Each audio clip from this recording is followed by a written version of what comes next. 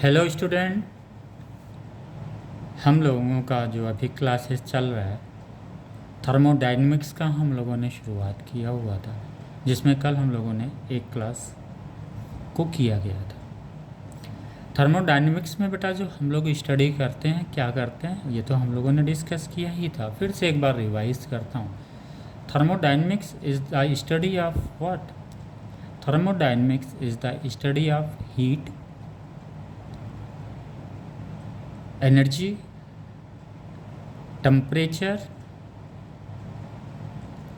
And work.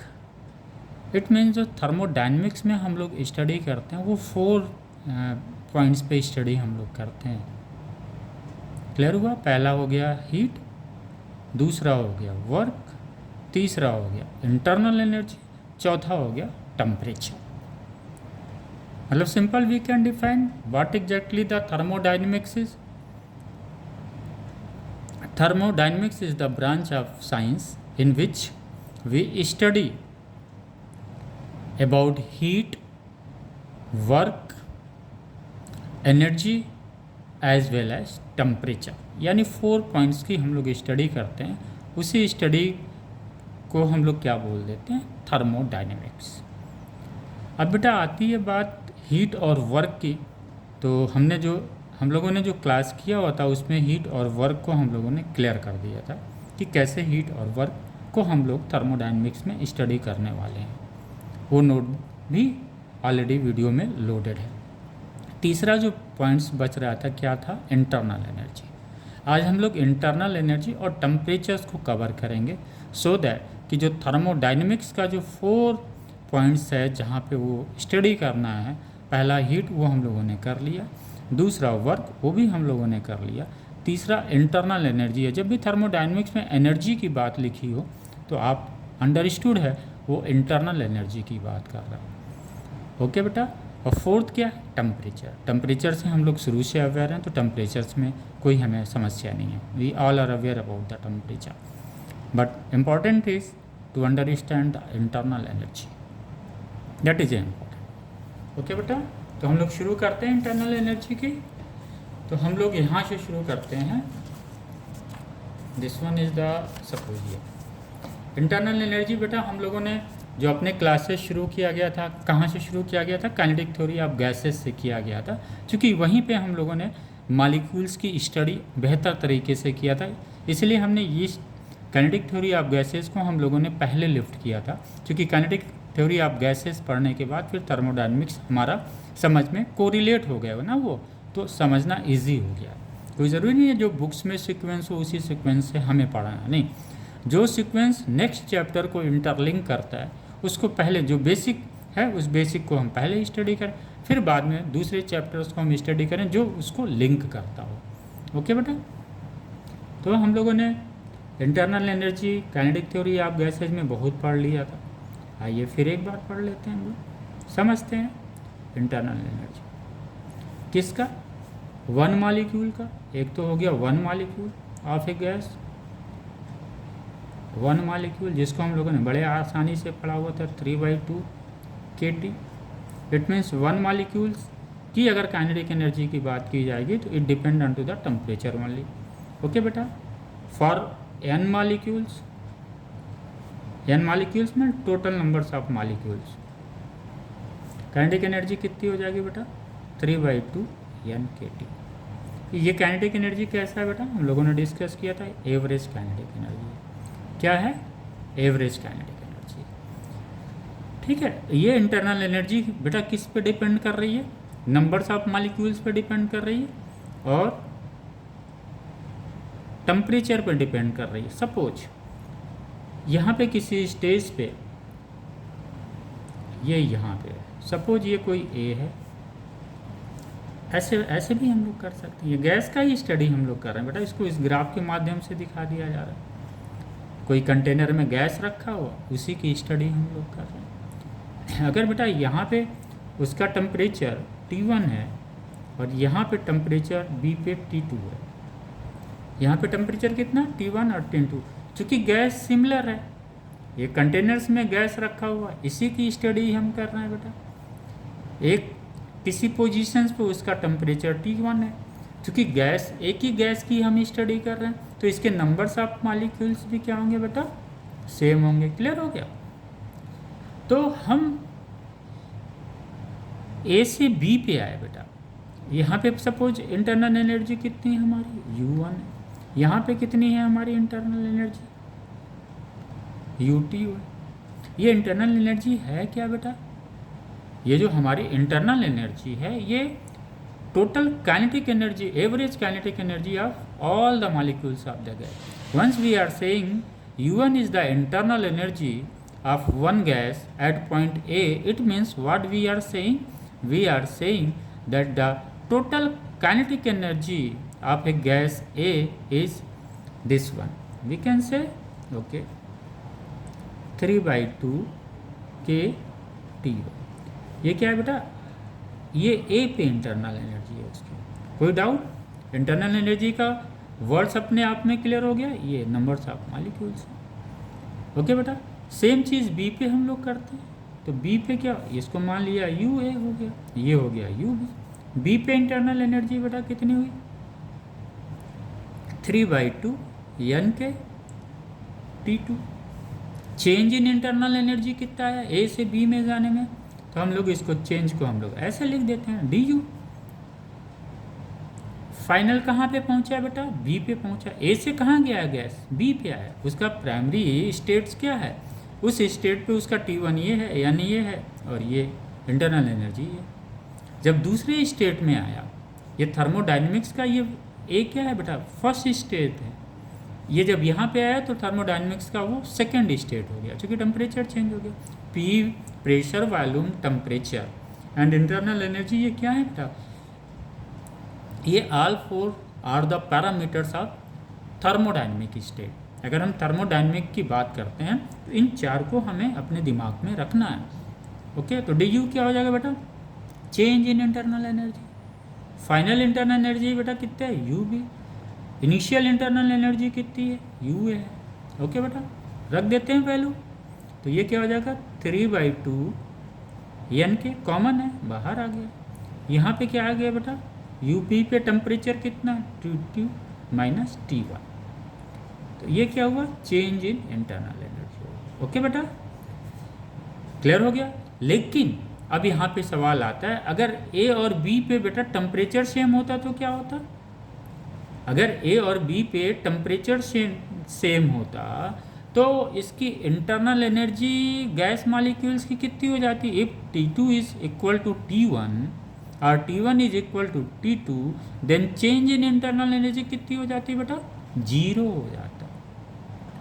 Clear हो गया। 0 क्यों होता, क्योंकि जब टेम्परेचर अगर सेम है तो फिर क्या होगा, इंटरनल एनर्जी किस पे डिपेंड करता है बेटा, इंटरनल एनर्जी डिपेंड करता है किस पे, टेम्परेचर पे और नंबर्स ऑफ मॉलिक्यूल्स पे।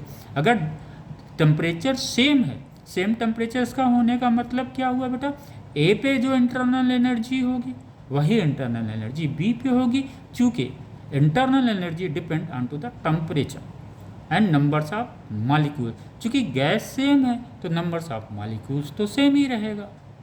क्लियर। तो ये इंटरनल एनर्जी का वो कॉन्सेप्ट है, हमें ध्यान में रखना है बेटा। ओके, क्योंकि इंटरनल एनर्जी से ही हमारा बेटा क्या है, या इसी को हम लोग टोटल एवरेज काइनेटिक एनर्जी बोल देते हैं। इंटरनल एनर्जी का दूसरा नाम क्या है बेटा, हम कह सकते हैं average, total average kinetic energy. यही बेटा जो काइनेटिक एनर्जी होती है वही टेम्परेचर कहलाती है। अगर कहीं पे हम लोगों ने टेम्परेचर पढ़ा है, क्लास 6-7 से ही हम लोग टेम्परेचर की डेफिनेशन पढ़ रहे हैं, और एक ही डेफिनेशन हम लोगों के दिमाग में अटका हुआ है। ये हॉट और कोल्डनेस की पहचान देता है। बॉडी हॉट है या कोल्ड है, यानी दो बॉडियों के बीच का कंपैरिजन बताता है टेम्परेचर। मतलब वो टेम्परेचर क्या बताएगा कि एक बॉडी कितनी हॉट है compare to the second one. ये टेम्परेचर्स को मेज़र करते हैं, टेम्परेचर को इसी तरह से डिफाइन करते हैं। टेम्परेचर मीन्स व्हाट, ये जो टेम्परेचर है वो बताता है, it indicates the body is hot और cold with respect to the another body. Body is hot or cold with respect to the others body. एक दूसरे बॉडी जैसे सपोज मेरा वो 100 डिग्री सेंटीग्रेड पे मेरा वो हाथ है, अगर मैंने किसी 100 डिग्री सेंटीग्रेड के लोहा को टच किया है तो हमें तो टेम्परेचर कुछ पता ही नहीं चलेगा। ये तो यही दिखाएगा ना, जितना लोहे का टेम्परेचर है उतना मेरा उंगली का टेम्परेचर है। क्यों? क्योंकि कोई हीट ट्रांसफ़र हो ही नहीं रहा, क्योंकि टेम्परेचर क्या है बेटा, दोनों का सेम। तो जब हीट ट्रांसफ़र होगा तभी टेम्परेचर, अगर कहीं पे भी हीट ट्रांसफ़र तभी होगा बेटा जब टेम्परेचर का डिफरेंस हो। हीट ट्रांसफर्स का मतलब क्या हुआ बेटा कि जो काइनेटिक मॉलिक्यूल्स गैस के क्या करें, मूव कर रहे हैं from higher temperature to lower temperature. तो ये हम लोगों ने एक डेफिनेशन क्लास 7-8 से ही पढ़ना शुरू कर दिया था। What is temperature? Temperature it's measure the body is hot और cold with respect to the another body. Okay बेटा, ये टेम्परेचर का था। लेकिन अगर हम लोग अपने आज की जो इंटर्स के बाद हम लोग या इंटर में जो हम लोग ये जो पढ़ रहे हैं, इससे हम लोग थोड़ा सा क्लास 8-9 के डेफिनेशन से ऊपर आ गए हैं। अब अगर हमको कोई कहे कैसे टेम्परेचर को आप डिफाइन करेंगे, फिर बेटा हम क्या बोलेंगे, टेम्परेचर इट्स इंडिकेट क्या इंडिकेट करता है, इट्स इंडिकेट, टेम्परेचर इज क्या, it's indicate the average kinetic energy of the body. अगर किसी बॉडी की काइनेटिक एनर्जी अधिक होगी बेटा तो इसका टेम्परेचर क्या होगा, अधिक होगा। अगर किसी बॉडी का इंटरनल एनर्जी कम होगा तो इसका टेम्परेचर भी कम हो जाएगा। तो टेम्परेचर किसको स्टडी करता है, किसको इंडिकेट करता है, वो किसको इंडिकेट कर रहा है, वो इंडिकेट कर रहा है कि एवरेज काइनेटिक एनर्जी बॉडी की क्या है। ओके बेटा, अगर एवरेज काइनेटिक एनर्जी बॉडी की अधिक है तो टेम्परेचर क्या होगा, अधिक होगा। तो temperature it indicates the average kinetic energy of the body और ऑफ द सिस्टम। तो यहाँ पे टेम्परेचर भी हमने कवर कर लिया, इंटरनल एनर्जी भी कवर कर लिया बेटा। हमें चाहिए क्या था थर्मोडायनेमिक्स पढ़ने के लिए। Thermodynamics is the study of work, energy, heat and temperature. 4 चीज़ हमको चाहिए इस पूरे थर्मोडायनेमिक्स। यानी जब हम न्यूमेरिकल की तरफ जाएंगे तो मेरा दिमाग यहीं पे रहेगा बेटा। बेसिक कॉन्सेप्ट्स क्लियर हो गया। मेन चीज़ ये है बेटा, अगर ये क्लियर है तो आपका इंटरनल एनर्जी भी क्लियर है, क्योंकि average total average kinetic energy is equal to the internal energy. Temperature क्या है, temperature indicates the average kinetic energy of the body. Okay बेटा, आगे बढ़ें। आप लोग नोट कर लें, फिर आगे बढ़ते हैं। ठीक है बेटा, ये यहाँ पे ये हमने लिख रखा है, जो अभी हम लोग समझ रहे थे यही है यहाँ पे। एक बार मैं पढ़ देता हूँ सो दैट कि क्लियर हो जाए वो। The internal energy of an ideal gas is the sum of average kinetic energy of all the molecules of that ideal gas. Clear हो गया वो? ये क्या कह रहे हैं, हमने किया क्या बेटा, कुछ किया थोड़ी ना हम लोगों ने यही किया है। यहाँ पे जो अभी हम लोग पढ़ रहे थे बेटा, तो हम लोगों ने किया क्या था, ये जो काइनेटिक एनर्जी 1 मॉलिक्यूल्स का था, n मॉलिक्यूल्स का काइनेटिक एनर्जी कितना था, 3/2 kT। इसी तरह से 1 2 3 4 5 6 7 n मॉलिक्यूल्स हो जाएगा। तो इसको हम लोगों ने सम कर लिया था। सम करने के बाद 3/2 n kT आया था। इससे रिलेटेड एक न्यूमेरिकल भी हम लोगों ने लगाया था बेटा, जहाँ पे हम लोगों ने काइनेटिक एनर्जी को, जितनी पार्टिकल्स की काइनेटिक एनर्जी थी सबको सम कर लिया, वही टोटल एनर्जी आ गया था। तो ये इनका यहाँ पे क्लियर हो गया। The internal energy of an ideal gas is the sum of average kinetic energy of all the molecules of that ideal gas. यानी हर एक मॉलिक्यूल्स का जो एवरेज काइनेटिक एनर्जी होता है, इसको सम करने के बाद जो एनर्जी हमें मिलती है वही इंटरनल एनर्जी कहलाती है।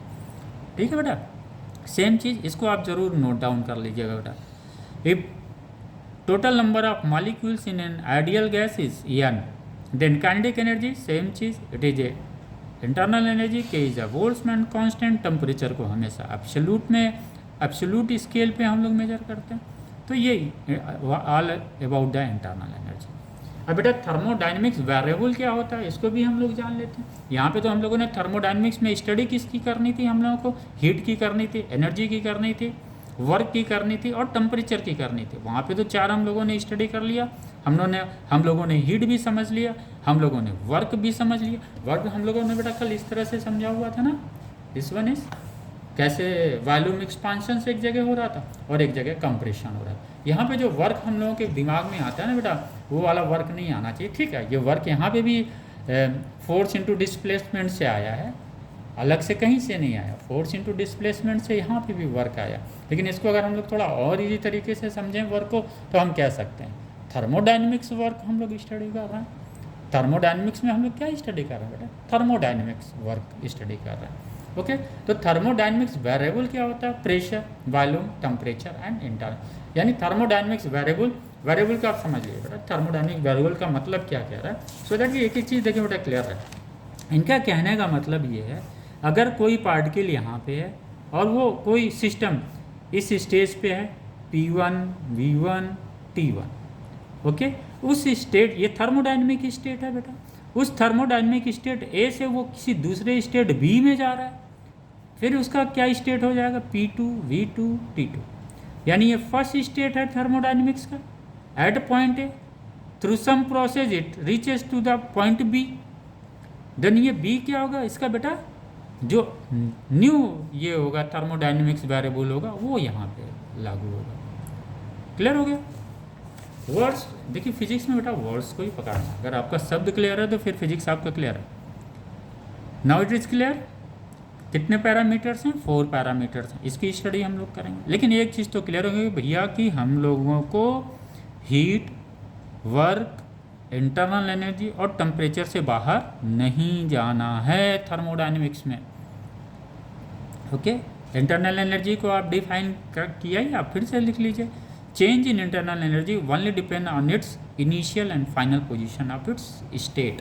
ये क्या कह रहे हैं कि इंटरनल एनर्जी, सपोज यहाँ से ए से बी पे गया बेटा, हम ऐसे लिख देते हैं, कोई यहाँ से ए से बी पे गया, ठीक है, ये ए से बी पे गया, एक तो हुआ वो स्ट्रेट चला गया, एक हुआ नहीं भैया मैं घूम के जाऊँगा, चला गया वो भी। ये भी कहा भैया हम यहाँ से घूम के यहाँ पे इससे पे आएंगे, इन्होंने बोला भैया जाओ, ये बोले कि यार इधर से हम, ए वाला बोला मैं ऐसे जाऊँगा। तो ये क्या कह रहे हैं, जो यू ए पे जो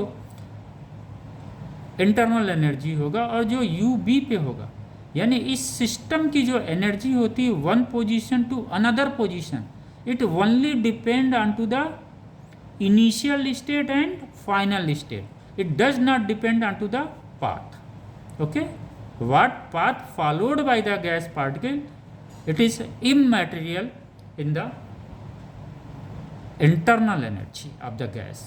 okay, यानी अगर हम एक स्टेट से दूसरे स्टेट में जाते हैं तो जो इंटरनल एनर्जी होगा वो क्या होगा, इनिशियल स्टेट और फाइनल स्टेट में ही निर्भर करेगा। यानी यू से बी पे गए तो U B minus U A ही इंटरनल एनर्जी होगा, चेंज इन इंटरनल एनर्जी इतनी ही होगी। ये हर पाथ को, इस पाथ को भी फॉलो करेंगे तब पर भी क्या आएगा बेटा, यू बी माइनस यू ए।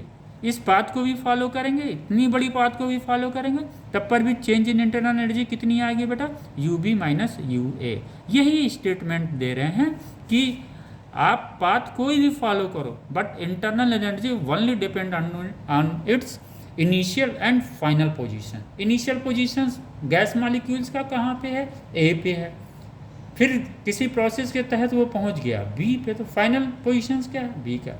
यही कह रहे हैं कि internal energy only depend on initial and final state of thermodynamics, it is free from the path followed. It means we can say the change in internal energy only and only depend on initial and final state of thermodynamics, or initial and final state of gas particles, or initial and final state of system. System किसका बेटा, जब हम system की बात यहाँ thermodynamics में कर रहे हैं वो सिस्टम किसका, गैस मॉलिक्यूल्स का सिस्टम है। यानी somewhere gas is in the container. okay, the gas which has been kept in a container, इस सिस्टम की बात करें, या इसमें कंटेनर भी है गैस भी है, तो ये किसको हमने क्या मान लिया, वन सिस्टम। यानी एक चीज़ बड़ा स्पष्ट क्लियर हो गया, internal energy, change in internal energy does not depend on to the path followed. Okay, कोई भी पाथ फॉलोड करें, it only depend on to the initial and final state of internal energy. Okay बेटा, clear हो गया। क्योंकि change in internal energy आता है, वही मेन है चेंज इन इंटरनल। अगर यहाँ से कोई सिस्टम ए से बी पे गया, या सपोज ये गैस बेटा ए पे है, right, by through some process it reach to B the B, यही तो हम स्टडी कर रहे हैं। और बी और क्या स्टडी कर रहे हैं, ये बेटा ग्राफ नहीं है, ये कंटेनर के अंदर रखा हुआ जिसकी हम लोग स्टडी कर रहे हैं। अगेन समरी कर दें, the change in internal energy only depend on its initial and final state, not depend on to the path follow. Clear हो गया? इसको आप चाहें तो नोट कर लीजिए, यहाँ पे भी अच्छे वो चीज़ तो लिखा हुआ है, ठीक है, इसको भी नोट कर लीजिए। The internal energy does not depend upon the path follow. A क्या है बेटा, initial state of a system है, बी क्या है, फाइनल स्टेट ऑफ, मान लीजिए एक पाथ और बना दिया हमने बेटा, यहाँ से कह रहा मैं आऊँगा, आओ भाई क्या दिक्कत है, कहीं से भी आओगे, ये चीज़ें इंटरनल एनर्जी का जो है पाथ पे कोई मतलब नहीं है, पाथ को फॉलो नहीं करता।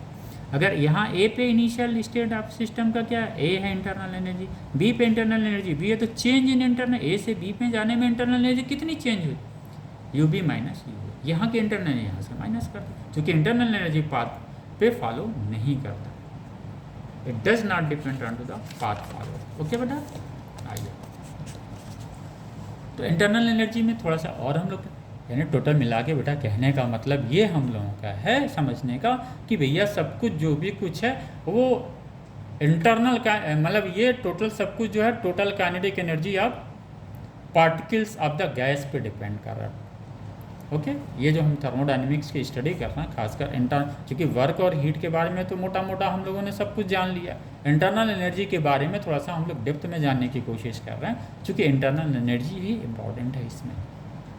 ओके, तो इंटरनल एनर्जी क्लियर हो गया, the internal energy of the gas is equal to the total average kinetic energy of all the particles of a gas. Clear? Clear हो गया बेटा।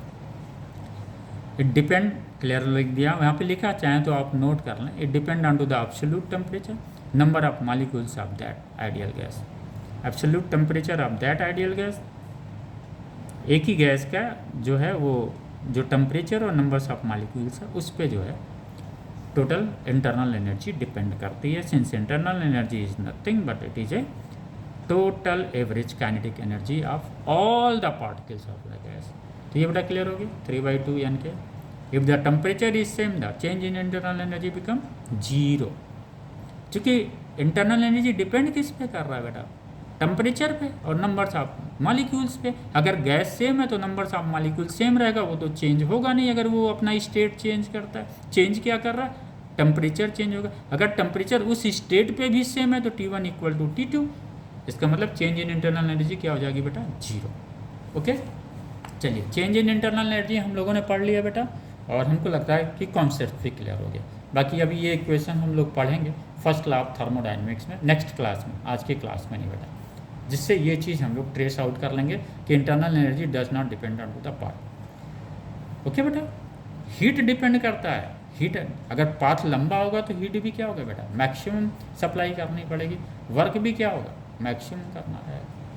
ओके बेटा, नेक्स्ट पे हम लोग आते हैं। तो इसको बेटा हम लोग प्रूव करेंगे या ऐसे ही छोड़ दिया जाए, ये क्लियर हो गया।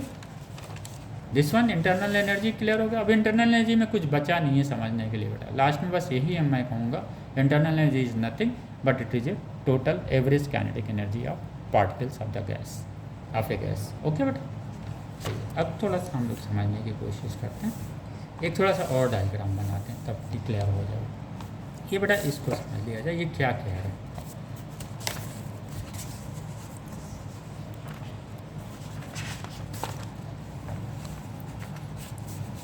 आइए बेटा एक हम लोग ऐसे बनाते हैं, this x axis represent the volume, this y axis represent the pressures. Okay बेटा, सपोज यहाँ किसी प्रेशर P1 पे गैस A से B की तरफ गया, कहाँ से गया बेटा, A, एक पॉइंट पे इस पे वॉल्यूम मान लीजिए बेटा V1 है, A से कहाँ पे गया, वो B पे गया। तो आप देख रहे हैं जब ये A से B पे जा रहा है तो ये क्या कर रहा है बेटा, एक्सपांड कर रहा है ना, वॉल्यूम बढ़ रहा है। एक्सपांशन का मतलब क्या हुआ बेटा, ये गैस है सपोज यहाँ पे रखा हुआ बेटा, और हम क्लियर, ये इसका इनिशियल वॉल्यूम बेटा कितना है, V1 है। जब वो B पे पहुँचा, ये कहाँ पे बेटा, A पे, लेकिन जब वो गैस क्या कर रहा है बेटा, एक्सपांड कर रहा है, यानी अपने ही प्रेशर से वो जा रहा है, उसमें कोई एक्सटर्नल प्रेशर तो नहीं लग रहा है, यानी A से कहाँ पे पहुँच गया, वो B पे कैसे पहुँचा, due to its own pressure, यानी सिस्टम ने स्वयं काम किया। The work has been done by the system.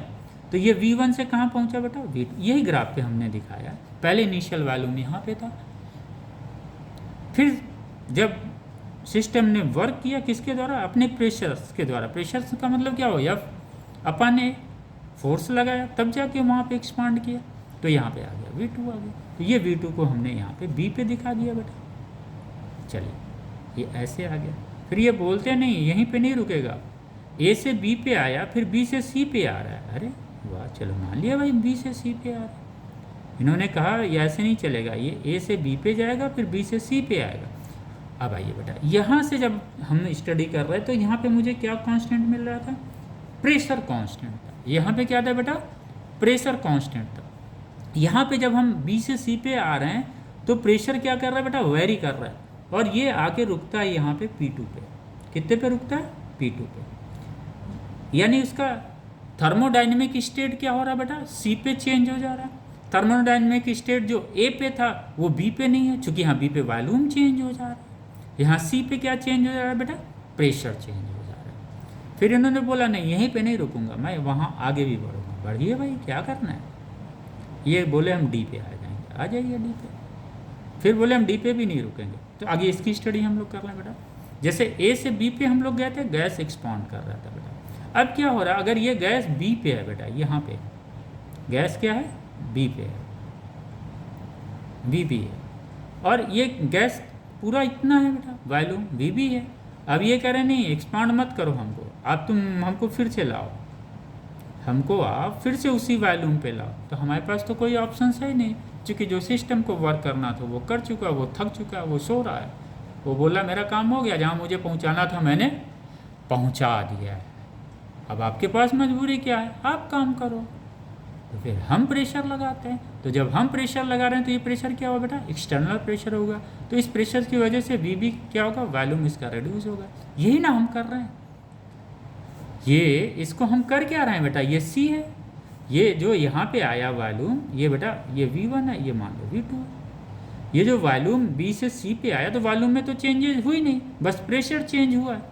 तो जब वॉल्यूम में चेंजेस नहीं हुआ, सिर्फ प्रेशर चेंज हुआ है, लेकिन जब हम C से D पे जा रहे हैं तो क्या हो रहा है बेटा, वॉल्यूम क्या हो रही है, रिड्यूस हो रही है। यही चीज़ तो हम कर रहे हैं कि यहाँ से जब हम यहाँ जा रहे हैं तो हमें एक्सटर्नल प्रेशर लगाना पड़ रहा है, यानी हम वर्क कर रहे हैं, यानी सिस्टम पे वर्क हो रहा है। कौन कर रहा है, हम कर रहे हैं। It means work has been done on to the system to bring from C to D। Clear हुआ, रिपीट करो बेटा। A से B पे क्या हो रहा है, ओबियस है ना बेटा, एक्सपांशन दिखाई पड़ रहा है। C से D पे क्या हो रहा है, वॉल्यूम एक्सपांशन तो नहीं हो रहा ना, वॉल्यूम का कंप्रेशन हो रहा है, तभी तो वॉल्यूम रिड्यूस हो रहा है। तो दोनों डिफरेंट चीज़ें। अब आप कहेंगे सर A से B जाने में, वाह प्रेशर आपने सर कांस्टेंट कर दिया, तो यहाँ पे वर्क निकाल लेते हैं, W1 वर्क हम लोगों ने पढ़ा है, P1 चेंज इन वॉल्यूम कितना आया बेटा, ये V2 माइनस V1, यही ना आया बेटा। हम B से A पे गए तो कितना है वॉल्यूम एक्सेस है, अधिक है, तो पॉजिटिव वैल्यू ही होगी। इसकी वैल्यू कितनी होगी, P1 dV। क्लियर हो गया बेटा। A से B आने पे गैस क्या कर रहा है, एक्सपांड कर रहा है, तो VD क्या होगा, अधिक होगा। लेकिन अगर हम WT निकालें यहाँ पे बेटा, तो WT जब हम निकाल रहे हैं CD पे, हम कह रहे हैं बेटा ये आपका है AB, this one is the A to B, this one is the C to D। Okay बेटा, तो WT पे अगर हम आते हैं तो प्रेशर कितना है, कांस्टेंट P2 है। अब ये फाइनल इनिशियल क्या है, वॉल्यूम V2 है, फाइनल क्या है, V1 है। तो V1 में से ही ना V2 माइनस होगा बेटा, और V2 की वैल्यू क्या है, अधिक है, तो ये वर्क ऑटोमेटिकली माइनस में आ जाएगा। ओके बेटा। अब आप कहेंगे सर जब यहाँ से ए से बी जाने में इसको जो वर्क करना पड़ा, यही वर्क तो इससे सी टू डी में जाने में करना पड़ेगा। तो दोनों वर्क तो बराबर होना चाहिए। नहीं बेटा, बराबर नहीं होगा, क्योंकि ये इंटरनल एनर्जी हम नहीं पढ़ रहे हैं, हम वर्क पढ़ रहे हैं। इंटरनल एनर्जी अगर होता तो क्या होता, पाथ को फॉलो नहीं करता। लेकिन हीट और वर्क ये क्या करते हैं, पाथ को फॉलो करते हैं। क्योंकि ए से बी पे जब हम गए, लेकिन जब बी से सी पे आए, वॉल्यूम तो हमारा सेम रहा, लेकिन घट क्या रहा था बेटा, प्रेशर्स घट रहा था। क्या घट रहा था, प्रेशर्स। तो यहाँ पे जब आया तो प्रेशर्स कम है। जब यहाँ पे डब सी से डी गया बेटा, देखिए हर चीज़ को बड़ी बारीकी से समझा जाता है, लिंक करने की कोशिश कर रहा हूँ बेटा, आप भी कनेक्ट करिए। एक्सपांसन्स और कंप्रेशंस में जब होता है तो कैसे हम वर्क को अप्रोच करते हैं, ये यहाँ पे सीखने की ज़रूरत है हम सभी लोगों को। ए टू बी जाने पे एक्सपांशन हुआ, वॉल्यूम बढ़ा, ये वर्क क्या आ गया बेटा, पॉजिटिव हो गया। और जब भी एक्सपांशन हो रहा है, इसका मतलब work has been done by the system. लेकिन जब कंप्रेशर हो रहा है बेटा, फिर क्या होगा, फिर तो वर्क बाहर से करना पड़ेगा ना। ये तो ये दो वर्क निकलेंगे। यहाँ से ए टू बी जाने में बेटा वॉल्यूम तो चेंज सेम हो रहा है, सी से डी आने में भी वॉल्यूम भी चेंज तो सेम हो रहा है, लेकिन कम क्या हो रहा है, P2 हो रहा है। यानी WT जो W2 वर्क होगा, सी से डी जाने में जो वर्क होगा, ये कम होगा ए टू बी जाने में। It means work is greater than to bring system from A to B as compare to bring the system from C to D. और यही जो ग्राफ होता है बेटा ना, यही वर्क, ग्राफ से भी हम लोग वर्क निकालते हैं। सी डी का वर्क कितना होगा बेटा, एक्स एक्सिस पे प्लॉट कर दीजिए, उसके लाइन के नीचे जो एरिया आ जाएगा वो सी डी के द्वारा वर्क होगा। ये सपोज WT वर्क है, इसका टोटल वर्क बेटा क्या हो जाएगा, ये हो जाएगा। एक्स एक्सिस पे इसको ड्रॉप कर दीजिए बेटा, तो ये क्या आ गया टोटल बेटा, W या ना आ गया। WT में से W1 माइनस कर दीजिएगा तो ये टोटल वर्क आ जाएगा। ओके बेटा, इस तरह से ग्राफ के माध्यम से, मीडियम से भी निकालते हैं। और इस तरह हमको लग रहा है वर्क का कॉन्सेप्ट बेटा क्लियर हो गया। इसको आप यहाँ पे नोट डाउन कर लीजिए। सेम चीज़ यहाँ पे भी है बेटा, हमने एक ग्राफ बनाया हुआ था। W टोटल क्या होगा, अगर कोई पूछे वर्क टोटल कितना हुआ, तो वर्क टोटल कितना हुआ, work total A to B आने में क्या उतना वर्क हुआ, B टू C आने में कितना हुआ। तो आइए, A टू B जाने में change in volume P1, pressure कितना है बेटा, P1 है, ये आ गया। बी से सी जाने में बेटा कोई चेंजेस हो रहा है वॉल्यूम में, तो जब वॉल्यूम में कोई चेंजेस नहीं हो रहा तो ये पार्ट कितना हो जाएगा, 0 हो जाएगा। तो वर्क बी टू सी आने में कितना हो जाएगा, 0 हो जाएगा। सी टू डी जाने में वर्क बेटा फिर वही सेम, लेकिन यहाँ पे वर्क माइनस में आ रहा है, क्योंकि वर्क काम किया जा रहा है किस पे, सिस्टम।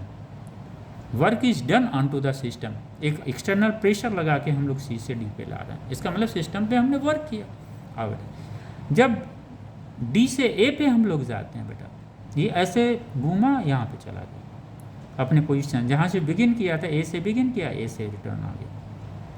लेकिन अगर ए से रिटर्न आ गया तो आप तो कहेंगे सर वर्क तो 0 हो जाना चाहिए, जैसे हम लोगों ने पढ़ा हुआ था।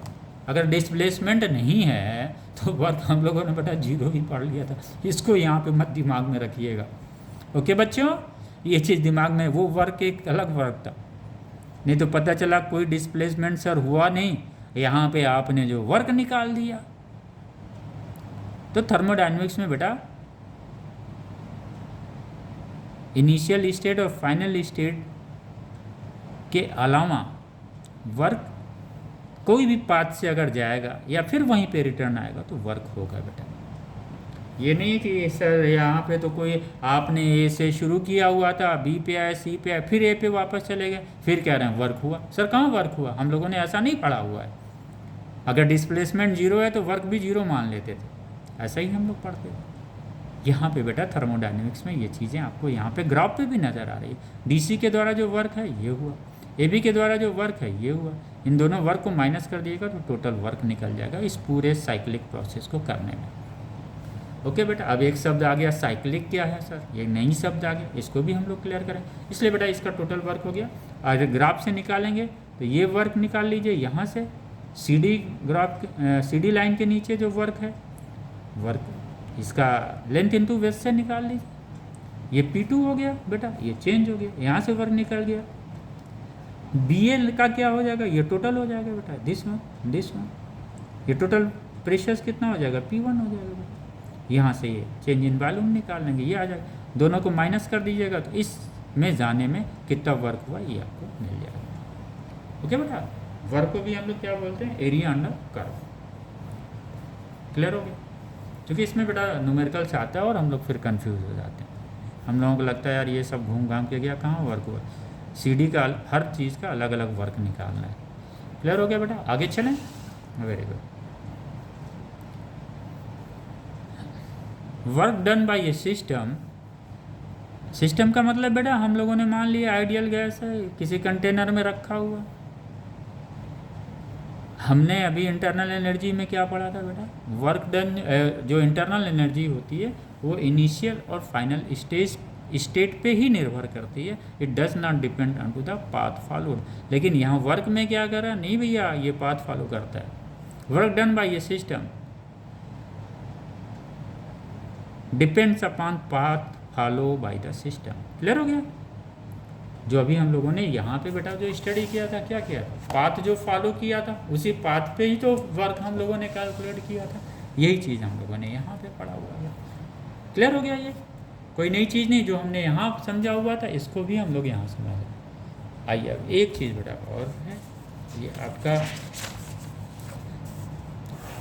आइए साइक्लिक प्रोसेस बेटा क्या होता है। साइक्लिक प्रोसेस इसे हम लोग समझ लेते हैं। ये सपोज कोई गैस है बेटा, ये यहाँ से चला गैस ए से एक्सपांड होके बी पे आया, फिर बी से कहीं और एक्सपांड हुआ, फिर सी पे आया, फिर सी से कंप्रेस होके फिर वो सी डैश पे आया। तो इस तरह से इसके प्रोसेस होते हैं बेटा। और साइक्लिक प्रोसेस में क्या कहता है, ये कहता है भैया अगर आप यहाँ से चले हो ए से आप बी पे गए, बी से आप सी पे गए, फिर आप सी डैश पे आए, उससे हमसे मतलब नहीं भैया, आप यहाँ से चले हो और आप सीधे मेरे पास वापस आ जाओ। इसी को बोलते हैं बेटा साइक्लिक प्रोसेस। यानी जहाँ से ये बिगिन करता है ए से, अगर ये इसने ए से बिगिन करके वो बी पे आया है तो ये कह रहा है नहीं मैं साइक्लिक प्रोसेस में नहीं हूँ, आप मेरे पास आओ ताकि मैं अपनी साइक्लिक प्रोसेस कंप्लीट करूँ। This one. तो क्या हुआ, ए से चला बी पे आया, बी से चला फिर ए पे आ गए। इस प्रोसेस को बोलते हैं बेटा साइक्लिक प्रोसेस। यानी जहाँ से बिगिन किया हो वहीं पे फाइनल एंड भी हो तो इसको साइक्लिक प्रोसेस बोलते हैं। इसको ऐसे घूम रहा ना बेटा, ये this one clockwise, anti clockwise भी घूम सकता है, क्यों नहीं घूमेगा। बस एरो आप देखो बेटा, ये दिस वन। एक सवाल छोटा सा बन जाता है उस पर कि नहीं बनता है। आपको क्या देगा, ए देगा, बी देगा यहाँ पे बेटा, और ये कहेगा कि आपको ऐसे दिखा दिया दिस वन, और एक एरो ऐसे दिखा दिया। बोला भैया ये तो दोनों, ये ए से बी पे आया, नहीं बेटा ये ए से बी पे आया और फिर बी से कैसे जा रहा है, ए पे जा रहा है। तो वो क्या हाँ ऐसे घूम के जा रहा है, वेरी गुड। लेकिन अगर ये ए से बी पे आ रहा है बेटा, ये क्या हुआ, ए से बी पे आया, लेकिन ये दूसरा पाथ अडॉप्ट करके ए से बी पे आया, तो ये तो बेटा साइक्लिक हुआ। जहाँ से शुरू किया वहाँ पे उसने ख़त्म कर दिया। लेकिन इसमें क्या है बेटा, ये यहाँ से शुरू करके यहीं पे एंड कर दे रहा है, वापस नहीं जा रहा उसके पास। ये यहाँ से शुरू करके यहाँ पे एंड कर, यानी ए पे बिगिन तो किया उसने लेकिन एंड कहाँ पे किया, बी पे। तो ये क्या होता है, नॉन साइक्लिक प्रोसेस। कभी कभी ग्राफ में दे देता है बेटा, इस तरह से दे देगा, और एक इसका तो साइकिल दे दिया उसने, एक जगह आपको ऐसे दे देगा जहाँ साइकिल नहीं रहेगा, पूछ लेगा find out the graph, cyclic graph. तो आप ये देख लीजिए जहाँ से शुरू हुआ यहाँ पे एंड हुआ, वैसा इसको टिक कर दीजिए। या ऐसे बेटा नीट वगैरह में ऐसे ही सवाल आते हैं, कम्पिटिटिव एग्जाम में कोई अलग से सवाल नहीं आता है बेटा, राइट।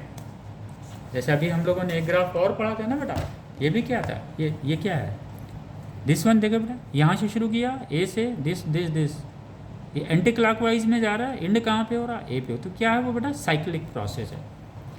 ये भी बेटा इस प्रोसेस को भी समझ लिया जाए। यहाँ से ए से शुरू हुआ, this this this this this, कहीं पे टर्न है नहीं, तो ये भी क्या है, साइक्लिक प्रोसेस। लेकिन अगर एक एरो नीचे हो जाता है, ए की जगह ये एरो जो डी से ए गया, अगर ए से डी आ गया होता तो वो भी प्रोसेस क्या कहलाता है बेटा, नॉन साइक्लिक प्रोसेस कहलाता है। इसका मतलब हम लोगों का प्रोसेस क्लियर हो गया यहाँ पे, cyclic and non cyclic process. Okay okay बेटा, चलिए अब हम लोग बेटा थोड़ा सा और ब्रीफ करते हैं। थर्मोडायनेमिक प्रोसेस में हम लोगों ने क्या देखा था बेटा? थर्मोडायनेमिक्स में हम लोग किस चीज़ की स्टडी कर रहे थे? हीट की कर रहे थे बेटा, वर्क की कर रहे थे, एनर्जी की कर रहे थे और टेम्परेचर की कर रहे थे। तो थर्मोडायनेमिक प्रोसेस बेटा जो हमें स्टडी करना, सिर्फ 4 स्टडी करना, ठीक है?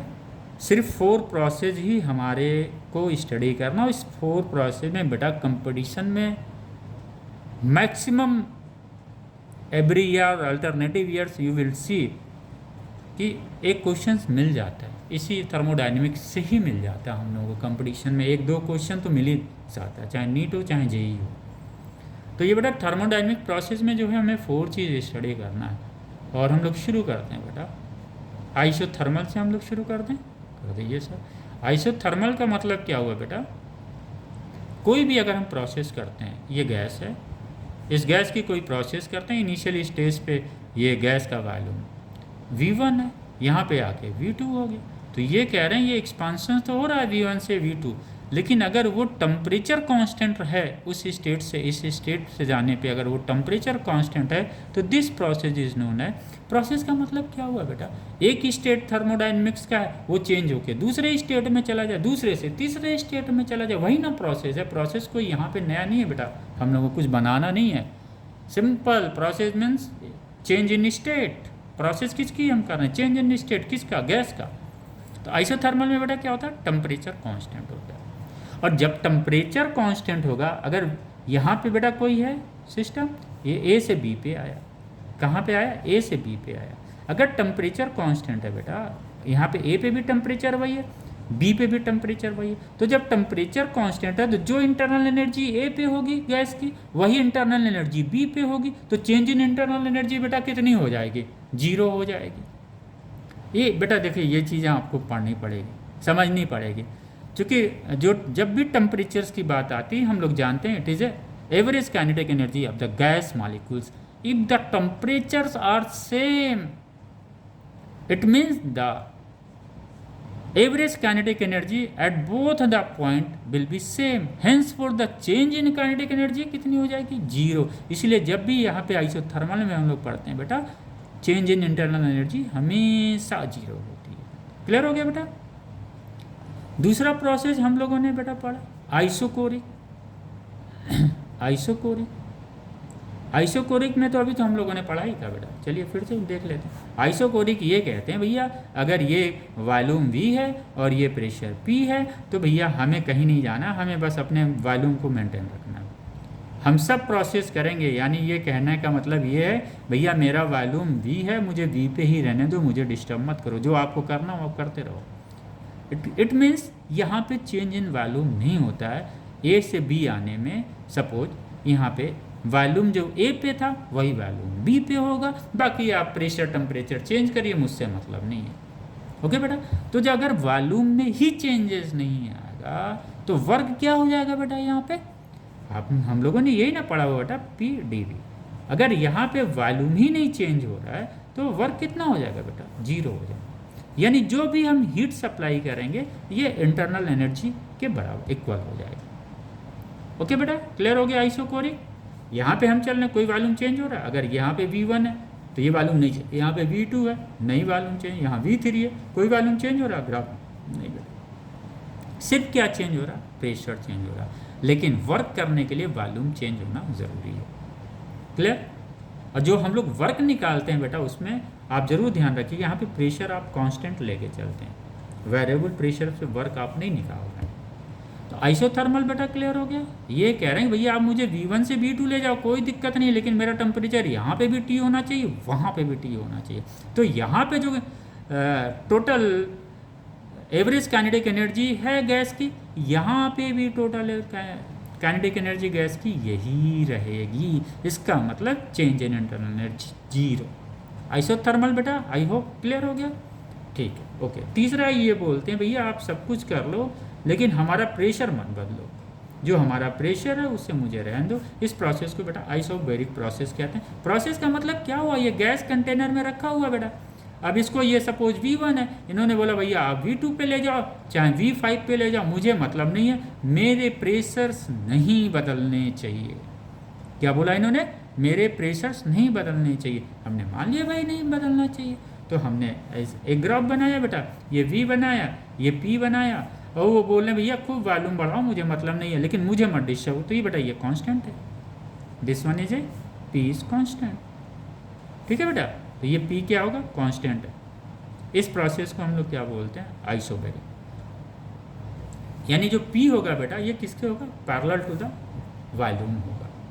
क्लियर हो गया। Isothermal very simple, isochoric very simple. बेटा देखिए अगर ये आप सेपरेटली जब आप इसको नॉलेज लेंगे ना तो फिर ग्राफ वाले सवाल आप आराम से लगा लेंगे। आइसोथर्मल हो गया, आइसोकोरिक हो गया, आइसोबारिक हो गया। चौथा क्या बोलते हैं बेटे, एडियाबेटिक प्रोसेस बोलते हैं, एडियाबेटिक प्रोसेस। यही 4 प्रोसेस हम लोग को। ये क्या बोलते हैं भैया आप गैस ले लो कोई दिक्कत नहीं है, आप कुछ भी करो कोई दिक्कत नहीं है, आप वॉल्यूम बढ़ाओ घटाओ कहीं पे भी जाओ, लेकिन एक चीज़ ख्याल रखना, ना आपके बाहर से कोई हीट जाए और ना कोई अंदर से हीट जाए। क्या बोला इन्होंने, आपके पास आप बेटा आइडियोबैटिक प्रोसेस में हम लोग चल रहे हैं, तो ये गैस है, इन्होंने बोला भैया कुछ भी वॉल्यूम बढ़ाइए टेम्परेचर बढ़ाइए कुछ भी करिए हमसे मतलब नहीं है। बस एक चीज़ ध्यान रखिएगा, आइडियोबैटिक प्रोसेस में गैस कहीं से लीक नहीं हो रहा बेटा। तो मास तो जाहिर सी बात है जब गैस कंटेनर्स में रखा हो तो मास तो सेम ही होगा, टेम्परेचर चाहे कुछ भी हो। हाँ अगर ये ओपन रहता तो बेटा मास क्या होता बाहर जाता। तो आइडियोबैटिक प्रोसेस में यही कहते हैं भैया हमारे साथ कुछ भी कर लो ना, हम अंदर वाला अपना ऊर्जा इनको देंगे एनर्जी देंगे और ना मैं बाहर से एनर्जी लूँगा। इसका मतलब इन्होंने बोला ना क्यों जाएगा ना क्यों आएगा, ना जाएगा ना देंगे ना लेंगे। तो बेटा एडियोबैटिक प्रोसेस में यही होता है जहाँ पे चेंज इन हीट जो कि आप मान लेते हैं 0 हो जाता है, क्योंकि ना बाहर भेजेगा ना अंदर भेजेगा। तो अगर मान लीजिए सपोज बेटा VA पे Q है तो VB पे भी क्या होगा, इसका इंटरनल Q ही होगा, तो चेंज कितना हुआ 0 हो गया। सेम जैसे बेटा आइसोथर्मल में हम लोगों ने पढ़ा था, आइसोकोरिक में जैसे हम लोगों ने पढ़ा था वॉल्यूम में कोई चेंजेस नहीं था, ऐसे यहाँ पे भी है हीट में बेटा कोई चेंजेस नहीं हो, ना हीट ले रहा हूँ ना दे रहा हूँ। इसी प्रोसेस को बोलते हैं एडियोबैटिक प्रोसेस। तो बेटा ये 4 चीज़ें हैं जो बड़ी इंपॉर्टेंट है, उन्हीं 4 चीज़ों से आप आगे के क्वेश्चंस भी लगाएंगे। तो यही है बेटा, इसको आप चाहें तो इस तरह से कहीं नोट कर सकते हैं। सिंपल लिखा हुआ adiabatic process, isothermal, isochoric, isobaric, ये लिखा हुआ है। एक बार मैं पढ़ दूँ, चलिए पढ़ देता हूँ। Thermodynamic process, the thermodynamic process are the transfer of heat between with in the system and its surrounding. ठीक है, are both in system and surrounding. ये कह रहे हैं कि भैया सिस्टम में जो है वो जो है ट्रांसफ़र ऑफ हीट हो रहा है, तो इसी की हम स्टडी यहाँ पे कर रहे हैं, और वो हीट सराउंडिंग्स में भी जा सकती है। ठीक है, मान लिया 4 डिफरेंट टाइप ऑफ प्रोसेस था। आइसोबैरिक था हम लोगों ने पढ़ लिया, P constant, change in pressure कितना हो गया 0। आइसोकोरिक में चेंज इन वॉल्यूम 0 चूँकि वॉल्यूम में कोई चेंज है। आइसोथर्मल में चेंज इन टेम्परेचर 0। एडियोबैटिक में क्या होता है, हीट कांस्टेंट होता है बेटा। ठीक, और जाहिर सी बात है मास ऑफ द मॉलिक्यूल्स तो कांस्टेंट रहेगा, क्योंकि गैस तो हम बदल नहीं रहे हैं। लेकिन अगर गैस अगर ओपन सिस्टम में होगा तो फिर वो जाएगा बेटा, फिर मास मॉलिक्यूल्स क्या होगा बाहर होगा, स्किप करेगा, जाहिर सी बात है। लेकिन यहाँ पे क्या है, हम एक क्लोज कंटेनर में स्टडी कर रहे हैं। अब बेटा आता है सिस्टम। सिस्टम हम लोगों ने जनरली 2 तरीके से, एक मोटा मोटा बस सिस्टम को समझते हैं बेटा हम लोग। ये सिस्टम में टेम्परेचर हम बेटा क्लियर हो गया, temperature it's indicate the average kinetic energy of particles of the body और ए सिस्टम। तो टेम्परेचर को कैसे डिफाइन आप करेंगे, ये नहीं हॉट कोल्ड वाला नहीं बेटा, ये डेफिनेशन आप लोग दीजिए, इससे लगेगा कि नहीं आपकी पकड़ है बेटा। ओके, क्लियर हो गया। हीट इज द ट्रांसफर और flow of energy between 2 object at different temperature. हाँ, टेम्परेचर का डिफरेंस होगा तभी हीट फ्लो होगा, अगर टेम्परेचर सेम है तो फिर कोई हीट फ्लो नहीं होगा। There is no heat transfer और heat flow between 2 object at the same temperature. बिल्कुल क्लियर हो गया बेटा, ये हम लोगों ने स्टडी कर लिया। अब नेक्स्ट क्लास जो हम लोगों का होगा बेटा, हम लोग इसके आगे जाएंगे, फिर अब उसके लॉ हैं। फर्स्ट लॉ ऑफ थर्मोडायनेमिक्स के बारे में हम लोग जानेंगे, वो फर्स्ट लॉ ऑफ थर्मोडायनेमिक्स है नहीं कुछ, ये बड़ा सिंपल एक ही चीज़ कहते हैं, जो एनर्जी है पूरे यूनिवर्स में क्या है, कंजर्व है।